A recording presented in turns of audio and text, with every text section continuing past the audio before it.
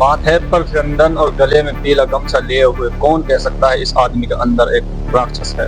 Motorcycle पर pose मारते समय, फोटो खिंचवाते समय इस तस्वीर को देखकर कौन कहेगा कि संजय राय के अंदर एक नर पिशाच छिपा है। अस्पताल में सिपन डिफेंस के दौरान संजय राय के बारे में कौन जानता है। ये शख्स इंसान की शक्ल में एक ड्रैकुला हो सकता है। सीबीआई की गिरफ्त में संजय राय से एक सच के बारे में उगलवाने की कोशिश की जा रही है। इसी सिलसिले में संजय की साइकोलॉजी ऑटोप्सी करवाई, यानी ये जानने की कोशिश की जा रही है संजय की सोच क्या है। कोलकाता रेप कांड और हत्याकांड मुख्य संजय राय पर यह आरोप है। 8 और 9 अगस्त की रात हॉस्पिटल के अंदर की उसने डॉक्टर ममिता के साथ दरिंदगी।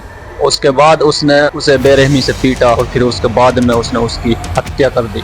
आखिर उस रात संजय क्या सोच रहा था जब उसकी हड़ताल शुरू हुई।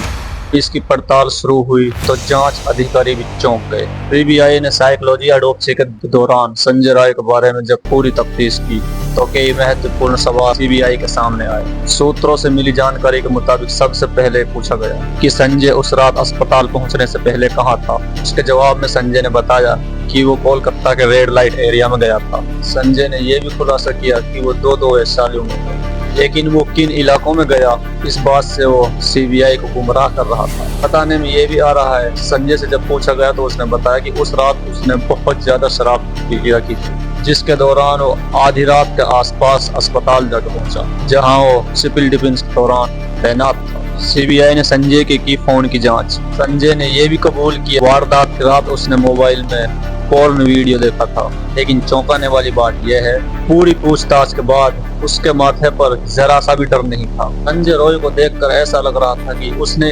अपराध ये किया ही नहीं। संजय रॉय ने जो किया वो एक बहुत बड़ा अपराध है।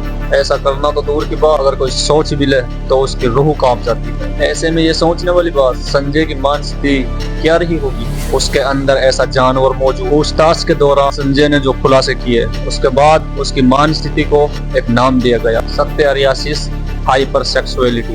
ये मानसिक स्थिति क्या है, इससे सोचकर इंसान क्या कर सकता है। सत्यारियासिस हाइपरसेक्सुअलिटी, इसकी वजह से इसको सोचकर इंसान अपने अंदर की भावनाओं को रोक नहीं पाता है, अपने अंदर के जानवर को रोक नहीं पाता है, अपने अंदर कंट्रोल नहीं कर पाता। हाइपर सेक्सुअलिटी जो होती है, इससे इंसान बस गलत चीजें ही दिमाग में सोचता रहता है। उसमें कई तरह की कल्पना और व्यवहार शामिल है। वो चलते रहती हैं और उनको इमेजेस दिख सकती हैं और उनके दिमाग में हर इंसान को वो ये, जिसकी वजह से ये शख्स पीटी मेसी के बारे में सोचते रहते हैं। कुल मिलाकर ये कहा जा सकता है उस रात संजय के रूप में अस्पताल में एक राक्षस गया था, ड्रैकुला, यानी एक नर पिशाच का रूप ले लिया था।